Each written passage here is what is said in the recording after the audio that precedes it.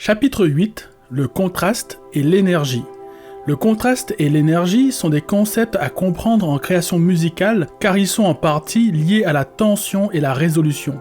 Pour faire simple, l'énergie est ce qui pousse le public à sauter dans tous les sens et le contraste est ce qui permet de ressentir cette énergie. Car justement, une chanson est une sorte de montagne russe où l'énergie varie d'une section à l'autre pour offrir aux auditeurs des moments où ils vont bouger comme des fous et d'autres moments pour se reposer en attendant de vibrer à nouveau. Et c'est précisément là qu'intervient le contraste.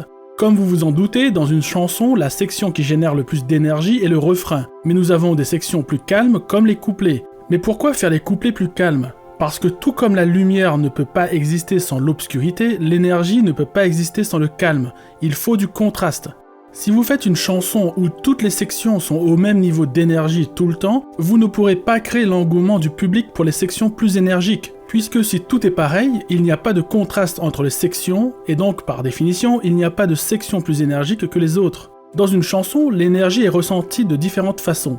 Par le volume sonore, le nombre d'instruments qui jouent en même temps, le tempo, le rythme, la hauteur des notes, les fréquences, les attaques et l'interprétation du chanteur. Détaillons un à un chacun de ces éléments. Déjà, le volume sonore est la première dimension qui détermine l'énergie d'une section d'un morceau. C'est assez logique de ressentir une musique dans vos tripes quand son volume est assez fort pour faire vibrer tout votre corps. Le nombre d'instruments qui jouent en même temps a son importance aussi. En plus d'augmenter le volume général du morceau par l'addition de celui de chaque instrument, la combinaison de tous les instruments va remplir le spectre sonore disponible, ce qui donnera un côté plus rempli à l'écoute, mais créera aussi d'un coup plus de groove dans la section, ce qui va accrocher le public à coup sûr. La dimension suivante est le tempo, mais en particulier les tempos rapides. Effectivement, quand le tempo d'un morceau accélère, cela fait monter l'énergie et incite le public à danser. Quelquefois, augmenter légèrement le tempo dans le refrain permet d'ajouter de l'énergie. Nous avons ensuite le rythme. Comme pour le tempo, l'énergie sera le plus souvent amenée par un rythme rapide. La chanson peut rester sur le même tempo, mais les phrases musicales des instruments deviennent plus complexes pour créer de l'énergie, histoire de faire danser le public, si c'est le but du morceau.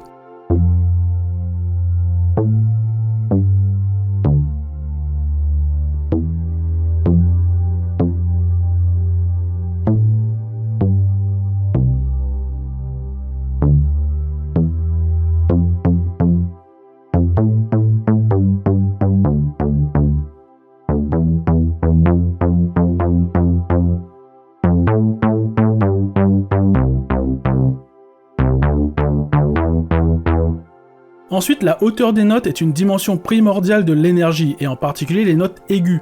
Vous avez sûrement en tête une chanson où le chanteur se met à monter de plus en plus haut jusqu'à une note très aiguë qui vous donne des frissons. Ben voilà, vous y êtes. En montant en fréquence, l'effet est immédiat.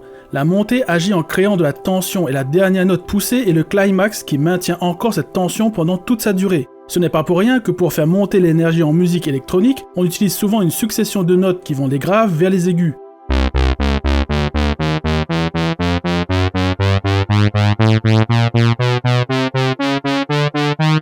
Ou alors un effet nommé pitch bend qui va faire monter une seule note progressivement vers le haut du spectre.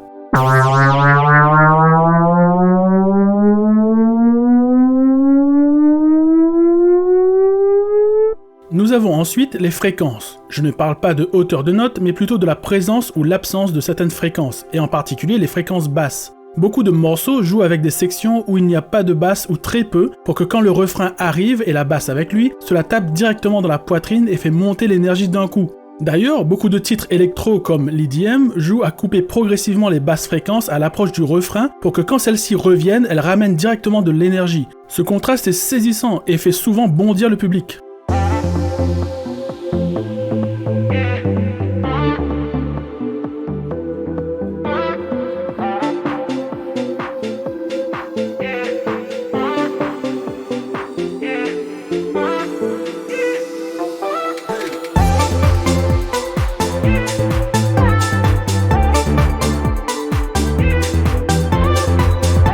Mais retirer progressivement les hautes fréquences peut aussi aider à abaisser l'énergie, par exemple pour annoncer une section plus calme ou pour finir la chanson.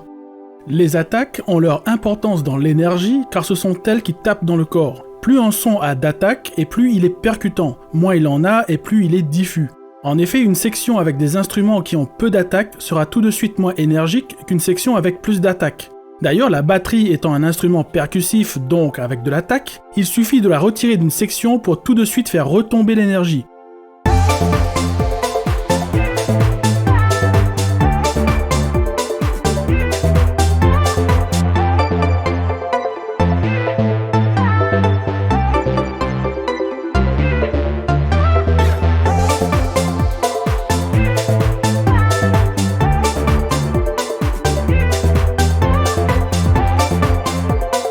C'est d'ailleurs un bon moyen de créer une section peu énergique en gardant exactement les mêmes phrases musicales.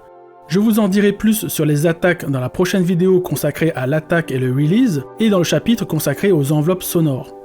Enfin, nous avons l'interprétation du chanteur.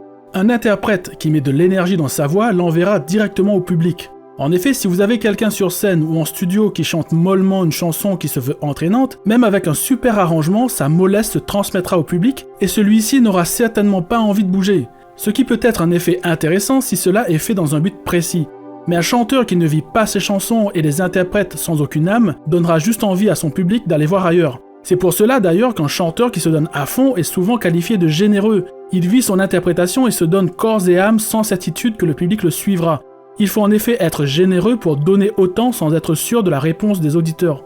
Il ne faut pas oublier non plus que la musique doit transmettre de l'émotion, et si l'interprète vit ce qu'il chante, il y a de fortes chances qu'il transmette cette émotion à son public. Maintenant que vous connaissez toutes les dimensions qui créent de l'énergie, ce sera à vous de les doser pour ancrer aux endroits que vous voulez dans vos chansons, et de guider votre public dans l'histoire que vous leur racontez. Nous verrons comment utiliser au mieux l'énergie dans les chapitres consacrés à l'arrangement. Si vous avez aimé cette vidéo, vous pouvez la partager pour aider à la faire connaître et me soutenir dans mon initiative de mettre en ligne gratuitement une formation pour vous apprendre à créer votre propre musique. Et surtout, abonnez-vous pour voir toutes les vidéos de la formation à venir. Rendez-vous la semaine prochaine pour la vidéo consacrée à l'attaque et le release.